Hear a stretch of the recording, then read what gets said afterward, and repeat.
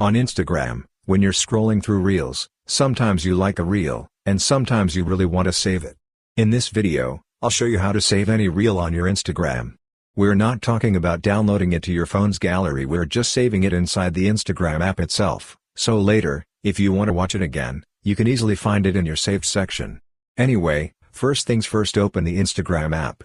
Then, go to the Reels section. Here's the Reels tab. Now, let's say you're watching a reel and you want to save it. Just tap these three dots on the right. When the menu pops up, you'll see the save option, just tap save. Once you tap that, the reel is saved. Now, if you want to watch it again later, open Instagram, tap your profile picture at the bottom right, then tap the three horizontal lines at the top right, and from the menu, choose saved. When you tap saved, you'll see all your saved reels and posts. Here's the one I just saved a moment ago. That's it. This is the easiest way to save any reel you like on Instagram. Hope this quick tip helped you. If it did, don't forget to subscribe. See you in the next video.